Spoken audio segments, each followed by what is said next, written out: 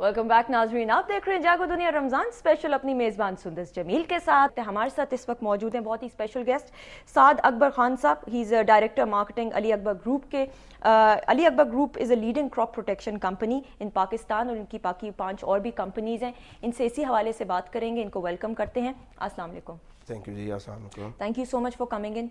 साथ साहब, सैलाब की वजह से जो तबाहकारी हैं वो तो आप भी बखूबी वाकिफ़ हैं, पूरी दुनिया देख रही है, बट एग्रीकल्चर को सबसे ज़्यादा नुकसान पहुंचा है। मैं चाहती हूँ ज़रा थोड़ा सा हमारे नाजरीन को भी बताइए कि क्या क्या कुछ तबाही हुई है इस हवाले से। जी सुंदस, जो अभी सैलाब के मतलब डिस्कशंस चल रही हैं पिछले काफ़ी दिनों से मुख्तलिफ फोरम्स के ऊपर, लेकिन उसमें एक चीज़ जो मिसिंग है वो एग्रीकल्चर इम्पैक्ट है कि एग्रीकल्चर को क्या नुकसानात पहुँचे हैं सैलाब की वजह से। उसमें सबसे बड़ा नुकसान जो हम देख सकते हैं, जो कि विजिबल है इस टाइम पे, कि इस टाइम तकरीबन 3.5 मिलियन एकड़ ऐसा रकबा जिस पे फसल लगी हुई थी वो पानी के नीचे है। अच्छा। जिसकी वजह से तकरीबन 1.3 मिलियन एकड़ कॉटन, तकरीबन 1 मिलियन एकड़ राइस सिंध में, NW पख्तूनख्वा में, खैबर पख्तूनख्वा में कॉर्न हो गई, स्वात में पोटैटो हो गया। सो ये कलाम से लेके स्कर्दू से लेके सिंध के आखिर तक जो है ये तबाही जो हुई है, इसमें इतना बड़ा रकबा जो कि फर्टाइल लैंड था, जो कि पाकिस्तान की ब्रेड बास्केट भी जिसे कहते हैं उस सारे रकबे को, वो तमाम का तमाम रकबा इस टाइम अंडर वाटर है। और जो अगर तखमीना लगाया जाए जो नुकसान अब तक हो चुका है इसका, तो I think it is more than 250 billion rupees का नुकसान जो कि अब तक हो चुका है। 250 बिलियन रुपीस, 250 भी, बल्कि देखें एक रफ एस्टिमेट है, बिकॉज लाइफ स्टॉक का नुकसान अभी तक कैलकुलेट नहीं हो सका। जो नुकसानात मैं आपको बता रहा हूँ वो बड़ी सिंपल हैं कि सिर्फ कॉटन के रकबे का जो नुकसान हुआ है, जो खड़ी फसल थी, उससे जो यील्ड्स एक्सपेक्टेड थी तकरीबन 30 से 32 मन एवरेज यील्ड आती है, और जो 3,000 रुपए का उसका रेट है इस टाइम पे, उससे मल्टीप्लाई करें तो तकरीबन 126 बिलियन का तो सिर्फ कॉटन अकेली का नुकसान है। स्टैंडिंग क्रॉप्स थी, बस तैयार थी, स्टैंडिंग क्रॉप्स थी ये। अभी तो आप समझें कि कॉटन जो है इसका टाइम अभी पिकिंग का स्टार्ट नहीं हुआ था, ये अभी वेजिटेटिव ग्रोथ पे थी, और इसने अपने जो पिकिंग का सीजन है वो सितंबर से स्टार्ट होना था इसका। सो वो फार्मर अपनी कंप्लीट इन्वेस्टमेंट कर चुका था, उसमें फर्टिलाइजर डाली जा चुकी थी, उसमें पेस्टिसाइड के स्प्रेज हो चुके थे, सीड का खर्चा हो चुका था, लैंड प्रेपरेशन। सो आप ये समझें कि इस टाइम तो ये तो वो खर्चा है जो कि सिर्फ मैं क्रॉप के एंड रिजल्ट का बता रहा हूँ, जो फार्मर की इन्वेस्टमेंट उसके अंदर लग चुकी है वो उसके अलावा है। सो इसका अगर हम नुकसान का हिसाब लगाना चाहें तो मेरे ख्याल में कम से कम 300 बिलियन प्लस का नुकसान है। सही। कितना टाइम लगेगा उस जमीन को दोबारा से यूज करने के लिए?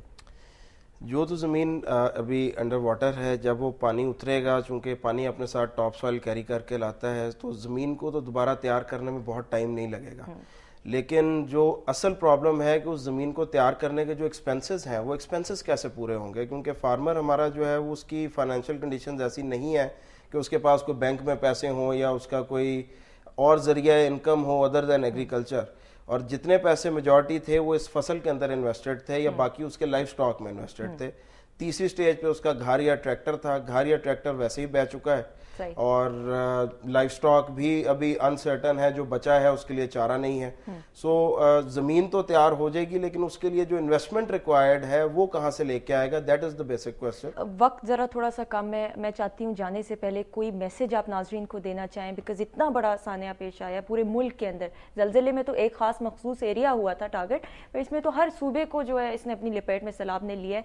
तो क्या कुछ मैं, आप, इवन जितना जनरल आवाम है, कैसे इन लोगों की मदद कर सकती है? देखें जी, एक चीज़ तो ये है कि इस टाइम ये तमाम लोग तकरीबन 2 करोड़ लोग हैं जो कि डिस्प्लेस हुए हैं, मुख्तलिफ जगहों घरों से निकले हुए हैं, परेशानी की हालत में हैं। फर्स्ट स्टेज पे तो इनकी खुराक, मेडिसन और रिहाइश की ज़रूरत पूरी करना जो है that is most important.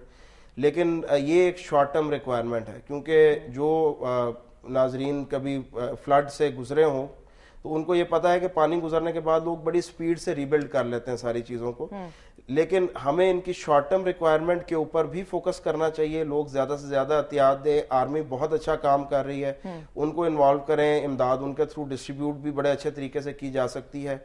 Government को सपोर्ट करें, प्राइवेट ऑर्गेनाइजेशंस आगे आए, अपने अपने इंफ्रास्ट्रक्चर को यूटिलाइज करें इस काम के लिए।